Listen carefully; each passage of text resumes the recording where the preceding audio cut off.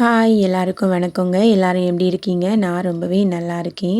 இன்றைக்கி என்னோட ஒரு நாள் வேலையை தான் நான் இதில் ஷேர் பண்ணிக்க போகிறேன் உங்கள் கூட.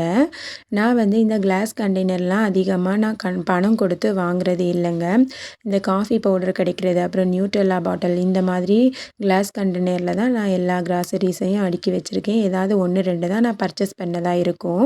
இந்த ஜாடி வந்து நான் பர்ச்சேஸ் தான் பண்ணியிருந்தேங்க. கடையில் தான் வாங்கியிருந்தேன் லோக்கல் ஷாப்பில். இந்த ஜாடி வாங்கும்போது பார்த்து வாங்குங்க. நான் புளிக்காக வாங்கியிருந்தேன்.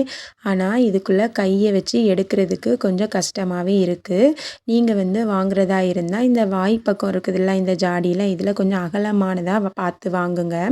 இந்த ஜாடியில் இருக்கிற புளி வந்து இன்றைக்கி முடிஞ்சிருச்சு. சரி ரீஃபில் பண்ணி வச்சிடலாம் அப்படின்னா கழுவுறதுக்காக கொஞ்சமாக புளி இருந்ததை எடுத்து வச்சுட்டு அப்படியே ஜாடியை கழுவ வச்சாச்சு. ஜாடிக்குள்ளே வாங்கும்போதே ஒரு சின்ன பீஸ் வந்து அதிலே ஒட்டி இருந்தது. நான் அதை அப்போ பார்த்தேன், இப்போ மறந்துட்டேன். திடீர்னு கையை விட்டு கழுவும்போது டக்குன்னு கையில் வெட்டிடுச்சு. அதுக்கப்புறமா ஜாடியையும் அழகாக கழுவி வெயிலில் கமத்தியாச்சு. இனி என்ன பண்ணலாம் அப்படின்னா தலையில் இருக்கிற நம்மளோட ஹேரை கொஞ்சம் கவனிக்கலாம் அப்படின்னு தான் தலைக்கு எண்ணெய் வச்சு இன்றைக்கி ஃப்ரெஷ் ஆகிடலான்ட்டு தான் தலையில் எண்ணெய் வச்சேன். இந்த பாட்டில் வந்து நான் வந்து ஒரு பாட்டிக்கிட்ட தான் வாங்கியிருந்தேன். உள்ள வேர் எல்லாமே வச்சுருக்காங்களாம், தெருவில் கொண்டு வருவாங்க, அவங்கக்கிட்ட தான் வாங்கியிருந்தேன். அப்படியே ஹேருக்கு எண்ணெயும் தடவி வச்சுட்டு உடனே நம்ம ஃப்ரெஷ்அப் ஆக வேண்டாம் அப்படின்ட்டு கொஞ்சம் கொஞ்சம் குட்டி குட்டி வேலை இருந்ததெல்லாம் முடிச்சிட்டு இருந்தேன்.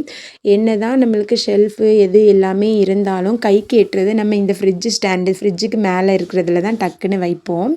அதையும் லைட்டாக எல்லாத்தையுமே ஒதுக்கி எடுத்து க்ளீன் பண்ணியாச்சு.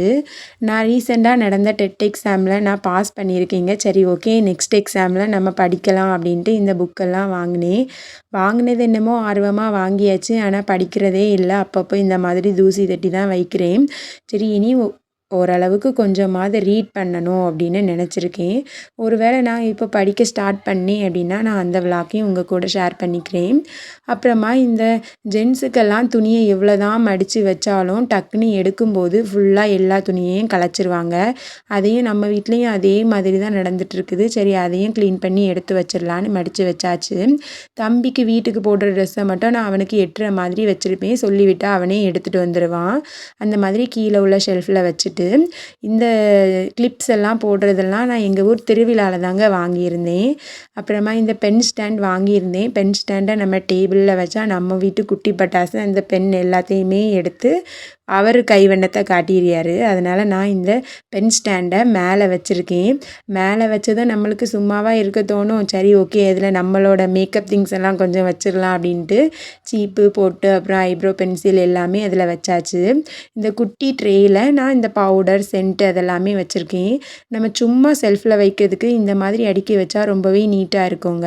இந்த காயின் போடுறதுக்காக இந்த எரேசர் பாக்ஸை தான் எடுத்து வச்சுருக்கேன். இந்த உண்டியல் வந்து எங்கள் சர்ச்சில் தந்திருந்தாங்க. இப்போ வந்து தவக்காலம் ஸ்டார்ட் ஆகியிருக்குல்ல, அதுக்காக தந்திருக்காங்க.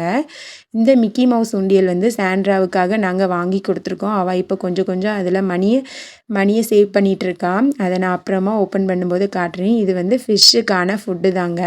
இந்த கேலண்டர் பேப்பர் வந்து நல்லா கொஞ்சம் திக்காக இருக்கிறதால நான் இது வந்து கடைக்கு போகும்போது நம்ம நோட் பண்ணி எடுத்துகிட்டு போகலாங்கிறதுக்காக வச்சுருக்கேன். அப்புறமா ஜாடியும் காஞ்சாச்சு. அதையும் எடுத்து புளியை ஃபில் பண்ணி வச்சிடலாம் அப்படின்ட்டு தான் எடுத்துகிட்டு வந்தாச்சு.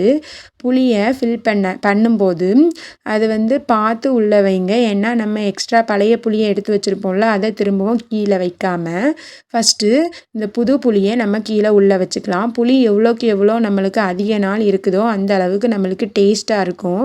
புளி மட்டும் அவ்வளோ சீக்கிரமாக கெட்டு போகாது. நான் புதுசாக வாங்கின புளியை கீழே அடியில் வச்சுட்டு ஏற்கனவே பழசு கொஞ்சம் இருந்ததில்ல, அந்த புளியை தான் நான் மேலே வச்சுருக்கேன். அப்புறம் ஓகே, நம்ம இனி சாப்பாடு நேரம் ஆகிட்டு அப்படின்ட்டு சாப்பிட்றதுக்கு தான் வந்தாச்சு. இன்றைக்கி சூப்பராக காலையிலே சாம்பார் வச்சு அவரைக்காய் பொரியல் தான் வச்சுருந்தேன்.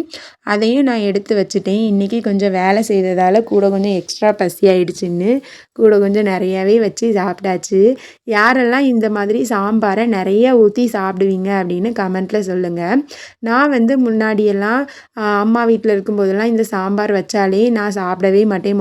முணங்கி ஏதாவது சொல்லி சாப்பிடுவேன். ஆனால் இப்போது நான் வைக்கும்போது தான் தெரியுது, சரி ஏன்டா நம்ம அப்படி பண்ணினோமோ அப்படின்ட்டு. சரி ஓகேன்ட்டு இப்போவும் ஆனால் நான் கல்யாண வீட்டுக்கெல்லாம் போனால் சாம்பார் அதிகமாக எடுத்துக்க மாட்டேன். ஆனால் நம்மளுக்கு ஈஸியாக இருக்க குழம்பு என்னென்னா டக்குன்னு எல்லா காய்கறியும் போட்டு பருப்பையும் போட்டு வேக வச்சா ஒரு சாம்பார் ரெடி ஆகிடுது. அதே மாதிரி தான் இன்றைக்கி சாம்பாரும் அவரைக்காய் பொரியலும் வச்சு சாப்பிட்டோம். யாருக்கெல்லாம் சாப்பிட்டுட்டு ஸ்வீட் சாப்பிட பிடிக்கும்னு கமெண்ட்டில் சொல்லுங்கள். அதே மாதிரி இது என்ன ஸ்வீட்டுன்னு நீங்கள் கமெண்ட்டில் சொல்லுங்கள். தேங்க்ஸ் ஃபார் வாட்சிங். நெக்ஸ்ட் வீடியோவில் பார்க்கலாம். டாட்டா பாய்.